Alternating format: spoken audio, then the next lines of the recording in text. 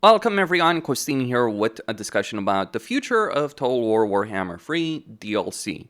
I've already talked about the things that we know for certain are coming, or as certain, quote unquote, as anything can be.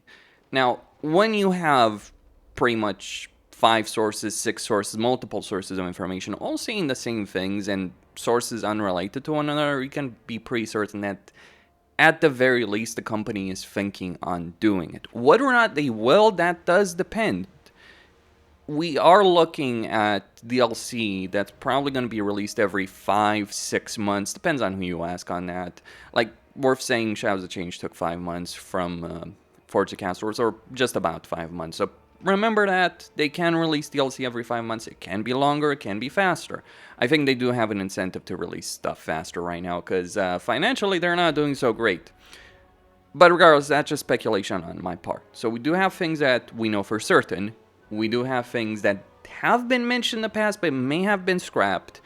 And then there's just pure speculation. So combined, everything that we know may happen. And remember that things are subject to change. It depends on how things are going in the company. We might get only one DLC, and if that does poorly, CA may just scrap everything else they're doing. We may get a ton more DLC. We don't know. It also depends, I would say, on how they're going to handle like Warhammer 40k, because we know they're working on that. Like numerous sources have stated that. We know they're planning on making a Star Wars game, though that's early development. And what will happen with things like, World War I or Medieval 3, Empire 2, we have no idea, right? Subject to change. There's been a lot of changes in Creative Assembly, and it's worth pointing out that quite a few sources say the same thing, and that Warhammer 3 was not necessarily profitable for Creative Assembly. That might sound shocking to people, but it is worth remembering this. When Realms of Chaos came out, it derailed Creative Assembly's entire plan because people hated it. So I'm certain CA wanted to do at least 2 free DLCs for Realms of Chaos before releasing Immortal Empires. So things like, we would have gotten Champions of Chaos, we would have likely gotten Forge of Chaos Dwarves, and maybe even Shadows of Change just for Realms of Chaos. But that didn't work out. And also, not just that it derailed their DLC plans. You look back at the Vortex situation in Warhammer 2, the Vortex DLCs for quite a bit had a campaigns focused on the ritual. So the fact that they had to completely change that, make new systems for those campaigns, you can imagine CA lost some money on that, or at the very least they didn't make the profits that they wanted. And the player base shrunk significantly. Like the numbers of concurrent players between the launch of Realms of Chaos and the beta launch of Immortal Empires was like very, very low compared to the numbers of Warhammer 2. They did increase substantially after that, but they didn't stay. They did get over like 20k, Forge of Chaos Dwarfs increased it, Shadows of Change brought them almost to a complete standstill, almost collapse. Now they're going back to like 30-40k concurrent players. I'd say closer to 30k concurrent players at the moment. So it is an improvement. Creative Assembly may be happy, they may not be. So we'll see what they end up doing. Now, here's what we know pretty much for certain. As in, they've either talked about it directly one way or another. People have datum on stuff from the game files, and there's numerous people, including people like Legend of Total War, Great Book of Grudges, Total War Center, plenty of other people talking about this. So, here's what we know for certain that Creative Assembly is going to do.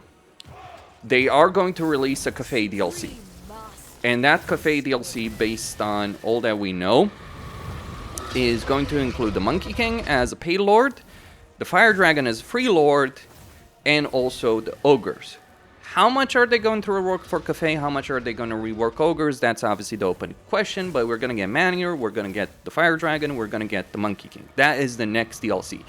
And this is the most credible information out there because Creative Assembly themselves, in their QA on Thrones of Decay, stated outright they're going to do a Cafe DLC. That's something they stated outright, it's the next DLC. Why would they do Cafe when Cafe already got the DLC with Shadows of Change? Well, Shadows of Change did not really change Cafe that much.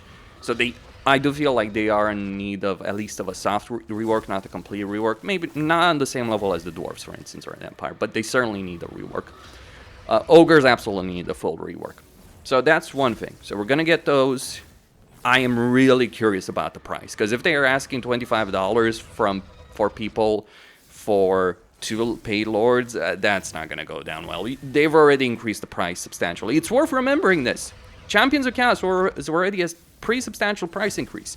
Forge of Chaos Lords is a very substantial price increase. And SOC, which is not a race pack and only was a unit pack, basically, with 3 crappy campaigns, or 2 really crappy campaigns and a decent one with Yan Bo, yeah, that doesn't sit well. Let me say this outright. If CA thinks they can sell us a DLC with only 2 Legendary Lords for $25 or $24, $23, no. Like, all the goodwill that they've built for Thrones of Decay is going to evaporate in an instant if they do that. So, if anyone from Creative Assembly is watching this, and I would be really curious to hear if you are, just contact me on Discord. I would at least like to know if they're watching. I'm not interested in anything else. I just want to know if CA watching this, because, you know, I might do videos in a different way, focus on different things if you're listening to this feedback. But don't do that. That will blow up in your freaking face. Just don't do that. Like, I would be calling this at the top of my lungs in every management meeting. Don't do it. It will not go down well. Okay, so Cafe and Ogres. Then we're going to get an additional race, so we're going to go from 24 to 25 with Dogs of War. What is Dogs of War? Dogs of War is basically Tylea, it's Border Princes, mainly Border Princes, but it can affect Tylea. Whether or not it affects Estalia, that's a big question, but it can either be those factions or mercenaries, or both really, like pure mercenary factions along with Border Princes, because you could add the playable Border Prince faction, like leave one for Scrag to deal with, or move Scrag, there's places you can move him, move Scrag, and just have the Border Princes deal with that as a mercenary faction, or add 2 factions to that area, just move Scrag. That is something CA could do. How they would handle that, how they handle mercenaries, I think the question of mercenaries is going to really be answered with Maneater, how that system is going to work, if they do add a mercenary system in the game, a proper one, but we will have to see on that subject. We'll certainly, like, one of the things that would be really nice with the mercenary system, Ogres in Warhammer 2, yes, I know, people got tired of the advisor saying that. Please don't do that. Again, that advisor speech sucked. But it was nice to add variety, like the dwarves having cavalry and all that kind of stuff. In a limited capacity. Would be nice. Would be really nice to have it. Like, genuinely add some variety for factions that do need it, because certain factions do need it. And if they add heroes, even better. You know, just hero variety. You know, add casualty replenishment for factions that don't need it. Maybe different mercenary types dependent on the faction you're playing, because obviously, you know, freaking Khorne wouldn't recruit regular uncorrupted humans, for instance, or dwarves. So that's an idea. But yeah, Dogs of War for certain is coming out. And then the final thing that we know for certain, Nagash. What Nagash is going to include, no clue. But what has been mentioned is it might not just be a regular DLC, it's going to be an expansion. Because, like, consider this. You can't really add Nagash in Realms of Chaos. And if they're making an expansion called Antis, they'll probably just make a new campaign map. They're a lot easier to do than you might think. Like, I think the Old World mod, made by one person, well, multiple people have helped on that, but the Old World mod shows you can do it. So more limited map focused on the areas of the end times. How far they'd want to go? Would it include Ulthuan? Would it include, you know, the war between High Elves and Dark Elves on a more focused aspect with Ulthuan? We don't know. I think it would be a great opportunity to really give that experience and make a more story-focused campaign. Though, yeah, you know, if they make a proper expansion. Or they could just make a Nagash DLC, you know, just add them to Immortal Empires. They could even stretch it out to Realms of Chaos. May include Neferata, may not include Neferata. I would be surprised if they didn't include Neferata. The only situation in which I'd see them not including Neferata in Immortal Empires, you look at Silver Pinnacle in Immortal Empires, it is a perfect start position, right? Like, one settlement, one faction, one settlement, in a province of four regions against the Greenskins. Yeah, that is a perfect start position. That is screaming start position if I've ever seen it. So likely Neferata would be there. So those are the 3 confirmed things. Other things that may be coming out. They have mentioned Tanquil. So Skaven are going to get another DLC. Like, and you know what? It wouldn't surprise me if they added another Cafe and DLC on top of that. So Cafe is probably going to become Skavenized for Warhammer, for even the sense of race that gets a lot of DLC attention. Though, to be honest, they only had 2 Lords at the start. They only got a 3rd right now. I don't think they're going to end up with 6, for instance. So yeah, Skaven are going to have 7. So Tankwall is coming. How that campaign would be, if I was a betting man, I'd put a lot of money down on Tankwall being the 100th Legendary Lord. If they do the 100th Legendary Lord as a paid DLC, if they do it free, could be Joseph Bookman. It has been hinted, it has been mentioned that they are going to do Joseph Bookman. So it could either be Tankwall, it could be Bookman. But even if they are not, even if one of those is not the 100th Lord, I would be certain that at one point we're going to get both. So if they want to do it, they may decide not to. I would be very, very surprised if they don't add Tankwall. Bookman, more of a thing. I think the dwarves as a race are fairly complete. I would just say, like, CA could just rework some, like, Fork's campaign and Belagar's campaign. But then, yeah, dwarves have pretty much their entire roster. Their campaigns work. Like, 4 out of 6 campaigns are pretty damn good. And very unique as well, just because, yeah, some are better than others. So we might get the free Dwarf Lord, we might get a paid Lord and Tankwall. For the Empire, and mind you, this is not something I'm making up or speculating on. No, this is something CA has stated. Like, Tankwall is coming, Bookman may come, Boris Todbringer. So Boris will get his day in the sun. That's kind of like what they've stated on that. So we get the possibility of Tankwall, we have the possibility of Joseph Bookman. For dwarves, we have the possibility of Toddy. The Empire stuff also brings up a point. Valten, Luthor Huss, Valten, Cult of Ulrich. I think Valten would be a great lord, legendary lord. Some people would say a legendary hero. No, Valten is not a hero. I think that would be pathetic, really. I think Valten could be a great campaign. We'll also focus on that, make him a paid DLC, add him at the same time with the Cult of Ulrich stuff. How they'd handle Middenheim and Toddy, that's a different discussion, right? But that would work. Or maybe give Valten Talabayam, because he did visit there, at the very least. So, you get 2 free lords, you get 1 paid in Tankwall, another 1 possibly in Valten, though there's been no mention on it. I just think it would be really odd to have the end times without Valten. Like, that's my perspective on that. So, okay, Valten.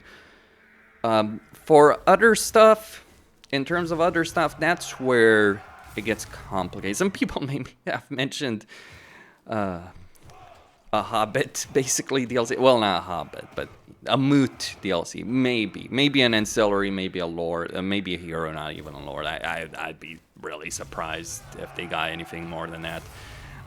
But still, like, yeah, that's something that's been hinted to a very limited extent. Other stuff that we may get, well, they did plan at least on making a Slanesh stuff, and I would be very surprised if they didn't add at least 1 more Khorne Lord. So, we've gotten another Lord for Tzeentch, we've gotten 1 for Nurgle, 2 more for Nurgle, so I would be surprised if they didn't add anything for Khorne or Slanesh. I think both races need reworks. Slanesh, in some ways, Slanesh needs replenishment and a vassalization change. Well, I'll talk about some other things, like what they need to do for the game in general. That's a different discussion. But I would be very surprised. However, this is the part I may skip on. Why would they skip on making a Khorne DLC? Why would they skip on making a Slanesh stuff? Well, again, CA is going to do stuff that's popular. Toddy would be popular. Valten, maybe not less so. Bookman, yeah, would be popular. Tankwall, Nagash, Bookman, Cafe, which is very popular in China, that makes sense. That's kind of the situation we're at. So don't be surprised if CA ignores Slanesh, Khorne, Bretonnia, for instance, Beastmen. Like, it would, if, dependent on how much DLC they want to make. So they may not release anything more for a Beastman. They may not release anything more for Bretonnia. Or if they do release something for Bretonnia, it's going to be attached to a larger DLC and it will be available for free. They may not do anything more for the Dark Elves or High Elves. That is a reality. Kislev may absolutely get no changes whatsoever. And if they get changes, it's probably going to be like some patch notes. I'm really curious to see what's going to be in 5.1. Apparently, like, actually, if we just go to, what is it, the main menu that was mentioned?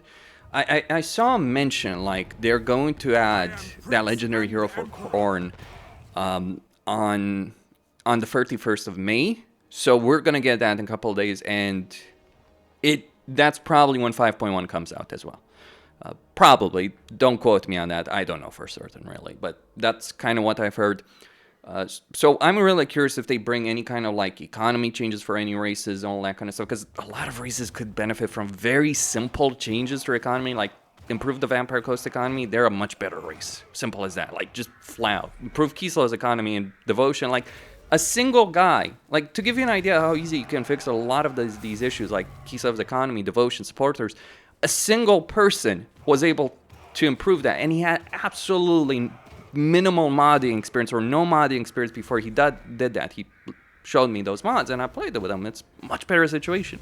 So understand a lot of the issues races have can be easily fixed in a regular patch. So we'll see what they do with 5.0. It can be very substantial.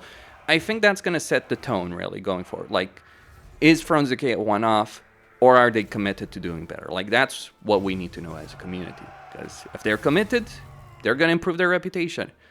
And as I've stated before, CA does need to prove before they release a new game that they are doing better. Now, I don't necessarily think it's important for them to release Legendary Lords for Slaanesh or Khorne. Some people, however, are going to be really pissed off if they don't fix Lizardmen, if they don't fix Norska, if they don't fix X, Y, and Z, right? That's less critical, but whatever content they release needs to be high quality at a good price. Okay, so that's what I'd speculate on.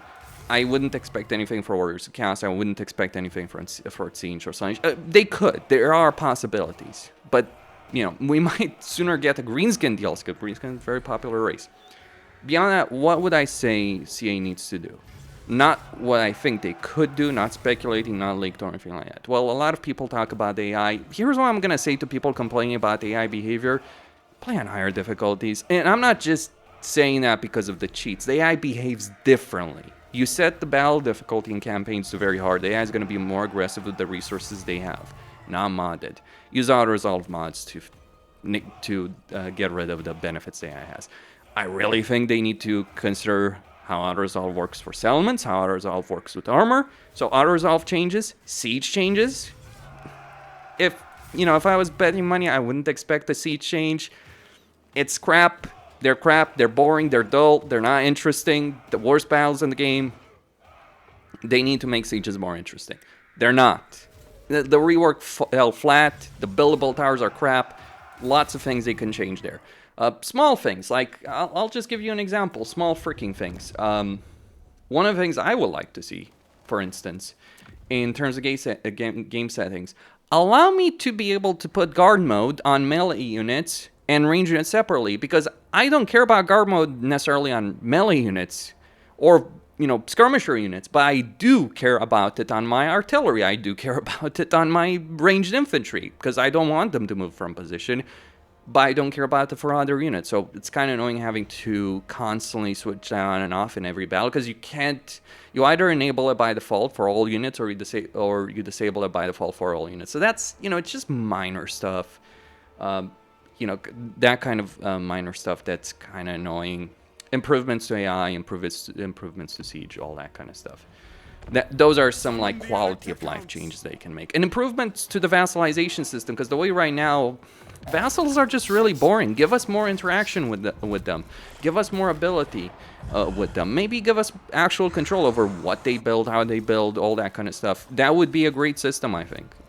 Other games have done it. Like, genuinely, like Nobunaga's Ambition, you used, I'm pretty sure they were somehow inspired by it. But Nobunaga's Ambition, you had a resource where you could literally gain an army under control. Yeah, Legion system does that, but it takes too long, right? So I just wish the vassal system was more interesting, compelling, because, like, basically right now, vassals are just the I win button. They don't have under control. So you're winning the campaign, but you're not interacting with the campaign. Your vassals are. So that would be something they could do better, from my perspective. But that would be about it. So what we know for certain, Cafe, Ogres, Dogs of War, Nagash, End Times. Maybe Neferata, I would certainly put her under the certainty. What may happen, Slaanesh, Khorne, Tanquil, Bugman, Tadi, possibly Valton, haven't heard anything on that. And then, personal speculation on it, they could do a lot more, right? I'm kind of surprised, I admit, by Dogs of War, but it has actually been found in the game files. Like, this was many months ago. So they've been, like, CA has a plan for their games going forward, and then they changed it completely. But they probably worked a bit on the Slaaneshi stuff, at least. So you could possibly expect the Slaaneshi stuff. Corn might be left in the dust. We'll see about that. That is all I had to say for a moment, unless something else comes up. You never know. I'm sure a lot of people were a bit surprised by the leaks from DualShockers that announced that the Star Wars game is coming out. Like 40K? We had heard about that for quite a while. Star Wars? Bit odd to just find out about it, and Disney is apparently pissed. But we shall see.